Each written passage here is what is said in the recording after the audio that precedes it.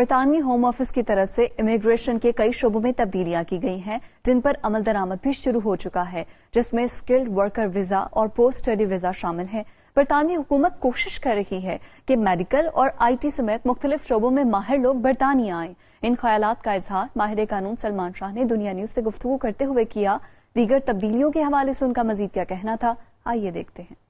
देखिए, जिस तरह हम पिछले प्रोग्रामों में आपके दुनिया टीवी के चैनल पे ये चीज़ बताते रहे हैं कि जो जो चीज़ें नई शुरू होनी थी वो हो चुकी हैं, जिसमें स्किल्ड वर्कर वीज़ा जो है वो ऑलरेडी स्टार्ट हो चुका है। पोस्ट स्टडी वर्क वीज़ा जो स्टूडेंट्स के लिए था 1 जुलाई से, वो भी स्टार्ट हो चुका हुआ है। साथ साथ जो नई चेंजेस अभी और आनी हैं, क्योंकि होम ऑफिस अभी काफ़ी ज़्यादा संजीदा है, क्योंकि आपने देखा था कि कुछ अर्से पहले जो था टियर 1 जो कि 200,000 पाउंड की जो एक एंटरप्रेन्योर वीज़ा था वो बंद करके और उसको उन्होंने शुरू कर दिया था स्टार्टअप और इनोवेटर स्कीम के अंदर। उसमें वो आज तक कामयाब नहीं हुए, क्योंकि जो भी स्टार्टअप वीज़ा था या उसके लिए सबसे इम्पोर्टेंट चीज़ जो एंडोर्समेंट बॉडी थी वो एक बहुत बड़ा मसला था लोगों के लिए लेने के लिए, और होम ऑफिस ने जो उस पर रिस्ट्रिक्शंस थी, तो अगर आप देखें 1-2 साल उस चीज़ को हो गए अब तक। अगर वीज़ों की आप कैटेगरी देखें, इनोवेटर के अंदर भी नॉट मोर देन 50 से 60 लोग आए होंगे। स्टार्टअप वीज़ा में सिर्फ उनको फ़ायदा हुआ जो कि यूनिवर्सिटी इंडोर्समेंट थी, और यहाँ पे जो लोग स्टूडेंट्स ने डिग्री की उनके पास बिजनेस आइडियाज़ थी, तो यूनिवर्सिटी से इंडोर्समेंट लेना आसान थी। लेकिन जो लोग बैक होम थे उनको काफ़ी डिफ़िकल्टीज हुई हैं, क्योंकि इंडोर्समेंट बॉडी, फिर बीच में पैंडेमिक का एक बहुत बड़ा मसला आया। 2 साल आपको पता था कि कोई ज़्यादा काम नहीं हुआ, लेकिन अब जबकि यूके के अंदर कोविड सिचुएशन काफ़ी तब्दील हो चुकी है, तो still startup visa endorsement body home office ने अपनी चीज़ों को अपडेट किया है। अपनी जो शॉर्टेज ऑक्यूपेशन लिस्ट जो कि स्किल्ड वर्कर के हिसाब से थी उसको भी अपडेट किया है कि लोग आएँ और अप्लाई करें। स्पेशली जो एक वीज़ा मैं पहले भी इस पर बात कर रहा था, हेल्थ एंड केयर सेक्टर में था, उसमें होम ऑफिस बहुत ज़्यादा लीनियंट है और उसमें काफ़ी ज़्यादा वीज़ा दे रही है। अच्छा, ये मैं सवाल करने लगा था कि कौन सी ऐसी कैटेगरीज हैं या कौन से ऐसे शोबे हैं यहाँ पे आप समझते हैं कि स्पेशली अगर हम पाकिस्तान की बात करें तो वो हमारे लोग जो हैं वो सेटल हो सकते हैं, उसमें आ सकते हैं, उसमें अप्लाई कर सकते हैं, उनको यहाँ पे स्पॉन्सर भी मिल सकता है इजीली। वो कौन से ऐसे शोबे हैं? देखें, पाकिस्तान के अंदर बहुत ज़्यादा टैलेंट मौजूद है। अगर आप जो इस वक्त सबसे ज़्यादा जो शॉर्टेज ऑक्यूपेशन लिस्ट में यूके में जो सबसे ज़्यादा वीज़े दिए जा रहे हैं वो हेल्थ एंड सोशल केयर की साइड पे दिए जा रहे हैं। हेल्थ में चाहे इतनी बड़ी लिस्ट है उनकी, चाहे वो डॉक्टर्स हैं, पैरामेडिक स्टाफ है, नर्सेज हैं, असिस्टेंट नर्सेज हैं, केयर असिस्टेंट हैं, इनके अंदर बहुत ज़्यादा है। क्योंकि पाकिस्तान में आप देखें जो लोग नर्सेज हैं जिन्होंने कोर्स किए हुए हैं वो डायरेक्ट NHS के थ्रू अप्लाई कर सकती हैं, या जो NHS के लिए रिक्रूट करते हैं डायरेक्ट उनको वो CVs भेजें, और उनको होम ऑफिस ने बहुत रिलैक्स उसमें किया हुआ है, हत्ता कि जो उनका इमिग्रेशन हेल्थ सरचार्ज है वो भी माफ़ किया हुआ है उस चीज़ में। तो मैं समझता हूँ कि जो हेल्थ सेक्टर जो है इस वक्त NHS की बहुत ज़्यादा डिमांड है, उसमें आ रहे हैं। इसके अलावा शॉर्टेज ऑक्यूपेशन लिस्ट में एजुकेशन जो है, एजुकेशन में बायोलैंग्वेज टीचर जो है वो शॉर्टेज ऑक्यूपेशन लिस्ट के अंदर है, और उनको स्किल्ड वर्कर वीज़ा में बहुत आसानी है। हमारे यहाँ आपको पता है पाकिस्तान में IT भी तो एक IT no doubt, because IT के अंदर भी बहुत सी चीज़ें हैं कि वो आ सकते हैं, लेकिन इसमें मोस्टली लोग पहले नहीं आ रहे थे टीचर्स वगैरह की साइड पे, क्योंकि इस मुल्क के अंदर जो मैथ्स और इंग्लिश के टीचर हैं उनकी बहुत ज़्यादा डिमांड है। स्पेशली मैथ्स और साइंस के अंदर इन्होंने बहुत ज़्यादा टीचर्स को अभी भी रिक्रूट किया है। जो लोग स्टूडेंट थे या डिग्रीज में आए उनको उन्होंने स्किल्ड वर्कर वीज़ा दिया है यहाँ पे। अच्छा, तो स्टूडेंट्स के लिए अब जो स्टूडेंट्स का भी वो जो 2 साल का उनको पोस्ट स्टडी वीज़ा वो भी शुरू हो चुका है मेरे हाल में। 1 जुलाई से 2-3 महीने गुजर चुके हैं। जी हाँ। तो उसमें स्टूडेंट्स को आप क्या समझते हैं कि कौन सी मुश्किलात पेश आ रही हैं, या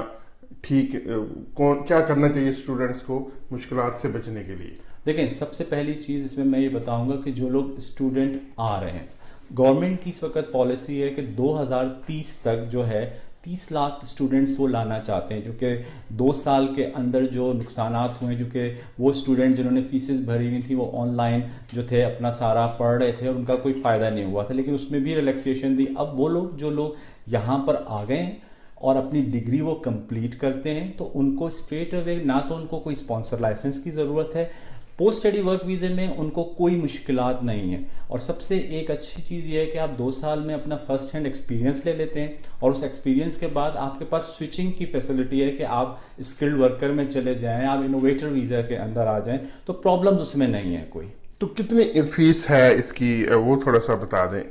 ये जो पोस्ट स्टडी वीज़ा अप्लाई करने के लिए फीस कितनी है और रिक्वायरमेंट क्या है? देखिए, रिक्वायरमेंट ये है कि आप यहाँ से आपने डिग्री कंप्लीट की हुई हो, चाहे आप मास्टर्स किए हुए हैं या आप 2021 के अंदर, चूंकि शुरू में ये चीज़ था कि जो लोग 2020 अक्टूबर के अंदर यानी आए हैं, उसके बाद आप अप्रैल में डिग्री अगर कंप्लीट करते थे, जो कि एक्सटेंड कर दिया था जून तक, तो वो लोग एलिजिबल थे पोस्ट स्टडी वर्क वीज़ा के लिए। उसके बाद जो लोग जनवरी 2021 के सेशन में लोग यहाँ पर आए, उसको उन्होंने जो एक्सटेंड किया है सितंबर एंड तक, क्योंकि जो ट्रैवल रिस्ट्रिक्शंस थी, रेड लिस्ट कंट्रीज थी, लोग नहीं आ सके थे। वो लोग अगर सितंबर तक भी एंटर हो जाते हैं तो उनको यहाँ पे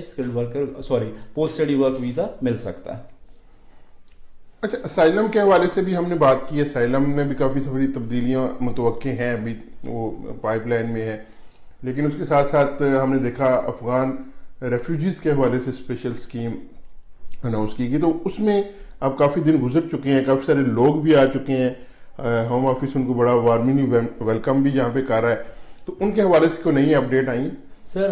18 अगस्त को होम ऑफिस ने फिर अपनी जो रीसेटलमेंट पॉलिसी जो उन्होंने पहले अनाउंस की थी, क्योंकि इस वक्त तक कोई क्लियर पोजीशन नहीं है। सबसे ज़्यादा जो प्रायोरिटाइज किया गया, जो पहले लोग आ गए यहाँ पे, जिसमें कि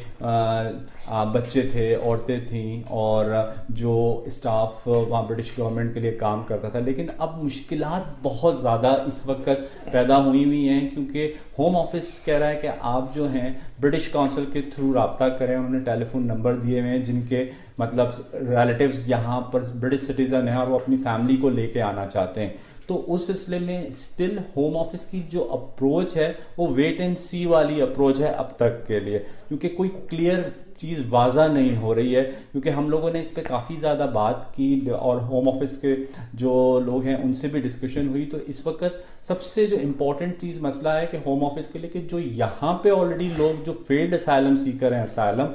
उनको किस तरह होम ऑफिस डील करेगी। तो इसीलिए हमने आपके पहले भी एक प्रोग्राम में इस चीज़ को अपडेट करते हुए कहा था कि होम ऑफिस ने जितने भी अफगान नेशनल यहाँ मौजूद हैं उनसे अपनी एप्लीकेशन, उनसे कहा है कि वो फर्दर सबमिशन करें। जो लेटेस्ट अब अफगान की सूरत हाल है वो अपनी एप्लीकेशन इन करें, और मुझे उम्मीद है कि जितने भी इस वक्त अफगान नेशनल हैं उनको यहाँ पे वीज़ा मिल जाएगा, जो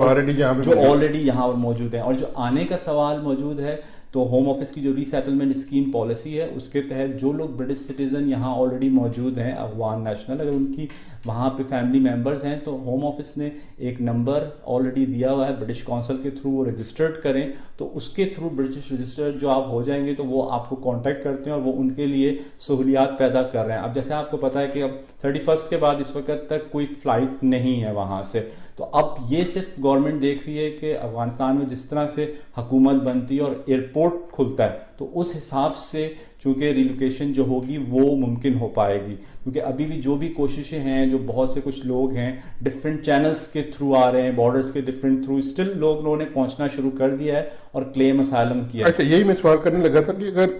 जो लोग अभी किसी रास्ते से भी, चाहे वो वैलिड वीजे पे या किसी तरीके से एंटर हो जाते हैं, तो वो भी फाल करेंगे ये नई सेटलमेंट में या उनको असाइलम करना पड़ेगा? देखें, जो भी इस वक्त अफगान नेशनल या कोई असाइलम सीकर आता है और वो यहाँ पे ये क्लेम करता है कि वो अफगान नेशनल है या दूसरे हैं, पहली क्योंकि सेक्रेटरी ऑफ स्टेट की जो पॉलिसी थी असाइलम के लिहाज से वो बड़ी डिफरेंट हो गई थी, जो उन्होंने अनाउंस की थी कि जो लोग लीगली एंटर होंगे हम उनको कंसीडर करेंगे और हम इलीगल जो चैनल के थ्रू होंगे नहीं। लेकिन अब फिर गवर्नमेंट जो है वो कंफ्यूज है, क्योंकि वो रोक नहीं सकते, क्योंकि चैनल के थ्रू आप ये देखें कि हमेशा और अब भी अफगान नेशनल्स आ रहे हैं। हमारे पास काफ़ी केसेस इस तरह आए हैं जिन्होंने असाइलम क्लेम किया है थ्रू इटली और ये चीज़ आ रहे हैं, क्योंकि एजेंट्स के थ्रू स्टिल वो काम जो है चल रहा है और लोग यहाँ पहुँच रहे हैं और बच्चों के साथ, छोटे छोटे बच्चों के साथ चैनल्स पे आए हैं और अपनी जान को खतरे में डाल के, तो सेक्रेटरी ऑफ स्टेट को उनको कंसीडर करना पड़ेगा।